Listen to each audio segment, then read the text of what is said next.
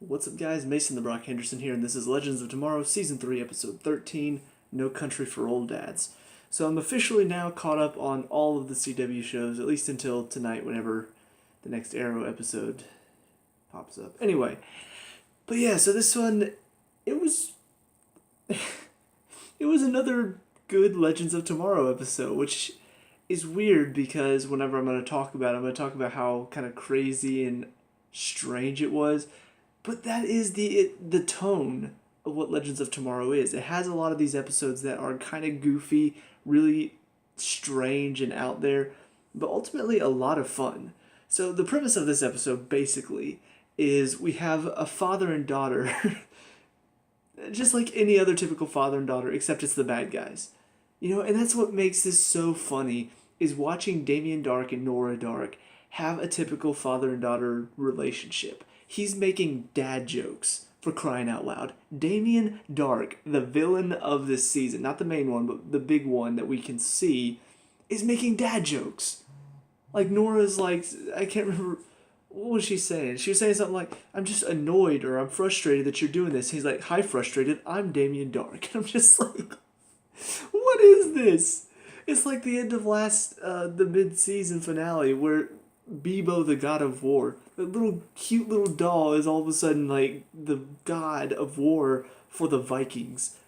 It's so stupid and goofy, but it works for the show because that's what this show is about. That's what this show does very well.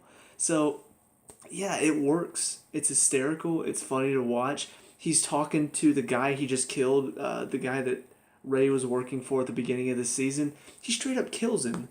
Lays him on the floor. He's like blood gushing out of his head because he slammed him so hard to the ground. And he's just sitting there laying on the floor next to him, just like, I don't know. Maybe it's because I'm pushing her too hard. Maybe I'm being too paranoid. And he looks over and he's like, no, you're right. I'm probably not being paranoid enough. It doesn't make any sense. It's weird, but it's hysterical. Because this is your main villain for now. Until Malice pops up. And it is so funny to see him like this. And he's always been that kind of character. On Arrow, okay, he wasn't that goofy on Arrow. He was a little bit more serious and kind of dark. That works too well. But he was a more serious villain on Arrow. But once he came over to Legends of Tomorrow last season, whenever he was recruited to the Legion of Doom, it really worked. Like, he really was funny. He had a lot of really goofy, funny lines, and it was fun to watch. This season, he's the same. I mean, he's so much fun to watch, and now we see him getting to be a father, and it's even funnier. To make it even better, Nora and Ray go back in time to get the cold fusion recipe from this scientist who invented it back in, Berlin Wall times. I can't even remember what age that was. 60s, I want to say. But we see they have to go back there to save him from being killed by a previous version of Damien Dark when he was back being an assassin. So that in itself is already setting up probably a lot of fun just between Damien versus Damien, and we get that. And that was it was so good. But then when we get to that scene, they take the time to sort of take a step back and really show, I guess, the depth of the care that he has for Nora. And that's what makes them such a great villain duo for this season, is that we see that beyond just being evil and, oh, we're bad guys, no, he really does care about her. And it's almost like he doesn't know how to express it. He's having that one scene with Ray when Nora gets kidnapped by himself. He's talking to him and he's just like, I don't understand. Like, how I love her so much. How can she not see that? And Ray's like, dude, you gotta tell her that. She doesn't understand without you saying something. She only understands what you tell her. And so it does show kind of their relationship. It shows the depths of that relationship. And it worked very well. So ultimately, we get up to the rooftop, and he's holding her up there with his powers while fighting himself. And so he's fighting, and he's pretty much, his old self has got his new self in a chokehold and is choking him out while he's using one hand to hold it off, the other hand to hold Nora from saving her from falling off the edge of the building. And finally she's just like, Dad, you gotta let me go. I can't watch you die again. You have to let me go and save yourself. And so he does, Right when he does that, obviously he knocks himself back a little bit, and then that's when Nora realizes I don't really know. They didn't explain why the totem worked for her right then, whenever she was about to fall to her death.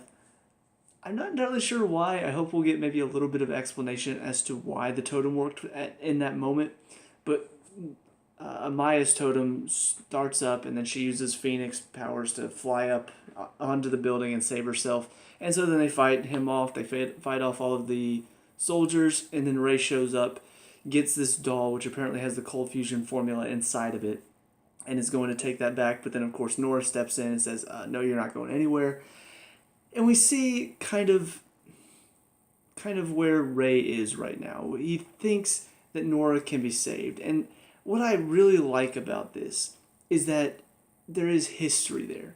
He's seen a side of her when she was a little girl that makes him think, she's just being controlled by Malice. It's not really her doing it. And so he still thinks maybe there's something there. And he's even, now he's hung out with them a little bit. He does see sort of the strained father-daughter relationship that they have and sees the complexities of it. So it does sort of make sense as compared to, Oliver thinking that a completely different Laurel who has nothing to do with the Laurel that he knew is going to be good because, that's stupid. Sorry, I'm still on Arrow for a little bit. It still pissed me off. But we do see Wally comes in to save the day. Ray shoots out part of the Berlin Wall, which sets this huge time quake, and that's how the team manages to find him. And so, yeah, that's pretty much how the episode ends. Wally goes and gets Ray and also gets the fire totem out of Damien Dark's pocket, which was also pretty clever. And so now they've got Zari's totem and they've got the fire totem. Meanwhile, Damien still has the water totem and Amaya's totem. He said it was 3-2. What was the other one? The earth totem. Oh yeah, they've got the earth totem. That's right. I was trying to remember who had the last one. Yeah, so the team still has the earth totem, which is, yeah. No. Damien has it because Ray never got it back to the team. So yeah, Damien's got 3, they've got 2. So, with all that being said, it is going to be pretty interesting to see where the season's going from here. It feels like they've sort of got a nice little setup. Rip ends up getting back into the Time Bureau because the director of the Time Bureau, for some reason, even though Gorilla Grodd was stampeding behind him, doesn't take the time to go, "Hey, what's that?" Or even the team to say, "Hey, we know what the situation is. We got to figure it out." No, he just kind of sits there. He's like, "Look, I don't want to talk about this right now. I don't want to," and then gets pummeled to death by Gorilla Grodd. And so now, what's her name? Ava. Ava is now the director of the Time Bureau. She reinstates Rip into the Time Bureau, and there we go. As they're leaving, though, I don't know what to expect from this. I don't know what's going on. But Rip, as he's leaving, says to Gideon, "Delete file such and such, some numbers and letters." He's like, "Sarah can never find out the truth about Ava now." I'm kind of wondering if maybe that means he went and plucked her from the future and she's related to Sarah, like maybe future descendant or something like that. If so, that would be very, very strange and weird. But anyway, so that's kind of, I figure that's probably going to be what it is. I don't think it's going to be anything else because I couldn't think of anything that would matter that much. But yeah, so Rip is now with the Time Bureau again. Wally decides to stay with the team because they could use a speedster, and frankly, I feel like he has a good place on the team, and I do hope they sort of give him a bit more of a purpose. I was saying after Jefferson decided to leave, they do need a mechanic now that can work on the ship, and Wally is a mechanic, so there's a good chance he might be able to take that spot. He hasn't started off too well. I will say his first scene with Amaya and Zari wasn't that great, I don't know, the tension felt a bit forced, because she's like, "How did you know Nathaniel?" He's like, "Oh yeah, he and I were working together back whenever he had his heart broken by some basic bitch." And he's like, "Could you believe that? She broke up with him on his birthday." She's like, "Well, yeah, I can believe that, because I am that basic bitch." He's like, "Oh, okay, well, I'm going to head out now," and then leaves. It didn't feel awkward. It didn't feel joking. It didn't feel like anything. She seemed kind of pissed at him for saying that. he didn't seem to have any reaction to it at all. He was just like, oh, okay, I'm going to leave now. It wasn't, I don't know, it was a weird scene. And so I'm hoping that they do sort of help him get integrated in the team a little bit more. I'm hoping the acting doesn't stay that bizarre. The direction needs to get a bit better, I suppose. But yeah, I mean, all in all, though, it is setting up to be fairly interesting going forward. We're seeing the complexities of our villains. By the end of it, I guess Mollis takes over Nora and her totem because all of a sudden, like, these black lines form across her forehead. So I'm assuming that means that Mollis has officially taken her over. So kind of curious to see where that's going to go. But, all in all, it's been very interesting. This is another good one. A lot of goofy moments, but it works for the theme of the show. It works for how the show feels overall. And it is setting up to be what looks like hopefully an epic climax between our team, the Time Bureau, and Malice and his minions. I assume that at some point they are going to get Kuwasa onto their side because Zari and Amaya go to that little realm that she went to before. I guess the Spirit Quest, if you want to call it that.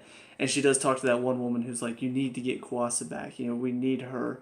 And then she disappears because Mollis officially takes over the totem entirely. And so she's gone. And I assume that's probably going to come into play later as well, but we'll see. But yeah, that's about it for me. So let me know what you guys think down in the comment section below. What were your thoughts in this episode? Let me know. We can talk about and discuss all that good stuff. Leave a like and subscribe for future Legends of Tomorrow reviews. And I'll see you guys in the next one. Peace out.